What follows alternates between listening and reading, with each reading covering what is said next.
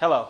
As of June 10th, Brazilian protesters in the city of Rio de Janeiro and São Paulo have carried out rallies in protest of the rise in bus fare, which went up by 20 cents. Such protests have continued until today, at the time of the recording of this video on June 14th. You may not have heard of this, that with Turkey and Syria's uprising, it is difficult to keep track with everything that goes on in the world. And eventually, international news outlets might report on what is happening down here. They might do so the same way the national media is doing it now. They might portray the protesters as criminals and vandals and delinquents. It is of extreme importance that the truth reaches you before they do.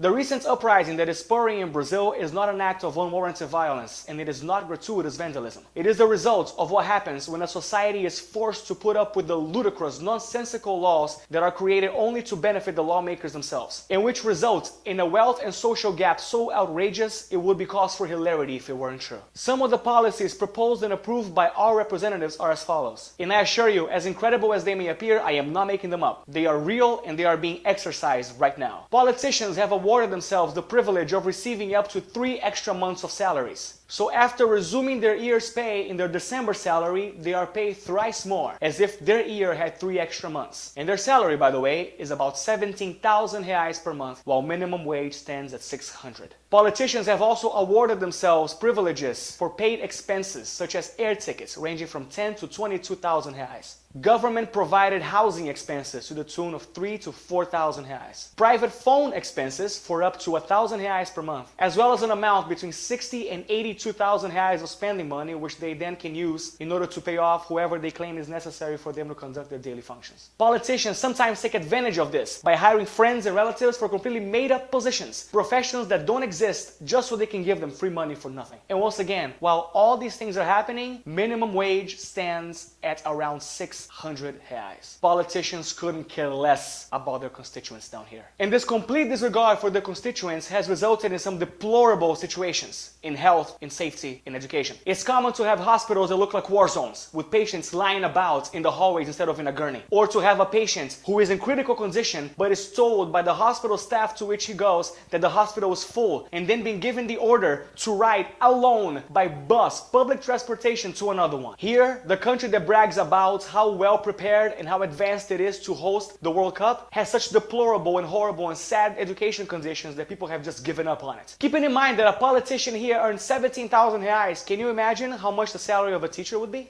800. Imagine a person who went to college to exert a profession as important as teaching a generation of children to lead the country in the future, having to only allow herself 200 reais, or rather 200 bucks from your country per week to feed her family. That's how it is down here. And yet the Brazilian capital turns a cold shoulder to all this. While these disgraceful facts still persist and occur, they are building right now, or have concluded building by the time you watch this video, the Mané Garrincha, the most expensive soccer stadium to ever host a World Cup game, at the tune of 1.2 billion reais. 1.2 billion, while people starve in slums and die in hospital corridors. Also in the subject of preparing for the important events of the World Cup and the Olympics, poor people that live around the areas that are being prepared to host the soccer games of the World Cup and the games of the Olympics have been evicted from their homes in a near Gestapo-esque fashion. The police have marked the front doors of their homes, preparing them to be run over by a bulldozer the next day. And any resident that tries to stand his ground and stay home is being met with crowd dispersion evasion techniques, including gunfire, with total disregard for women and children. And even now, as we speak, a bill is being discussed that will render the Supremo Tribunal Federal, the government body that is responsible for keeping politicians in check, completely useless. If this law is accepted, then politicians will run free and be able to do whatever they wish to without anyone to check on them. This is absolutely unacceptable. It has gone on for too long and people are sick of it. Only this time something substantial can be done, and that is where you come in.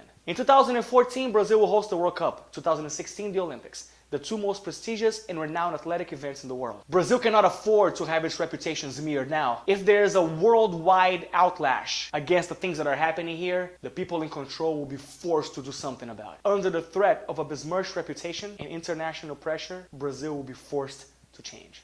We're not asking you to do too much. Just please post something about the facts we have just told you in your Facebook wall or Twitter feed. Also, if you want to research in the internet to see if what I'm saying is true, go ahead and do so. As well as the recent riots that are happening in Brazil, in the cities of Rio de Janeiro and São Paulo, you can research them as well and talk about them. Write about them in your Facebook wall and your Twitter feed, along with the hashtag #ChangeBrazil. Then tell your friends about this video and share it. Continue sharing it on Facebook, on the Facebook wall and the Twitter feed. In fact, I would like to beckon every vlogger that exists in Brazil that may see this video, and by extension every vlogger in the world that sees this video, to talk about these issues. You don't have to talk about this video in particular or talk about me or the channel if you research whichever it is, but please make some noise about what is going on down here. If you wish to help spread the hashtag below, feel free, it would be awesome, but if not, whatever. Just please make some noise. Something great might be happening here now. Please make it so that we don't let this moment pass us by.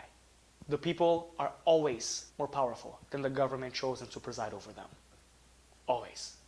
Thank you, and please help us.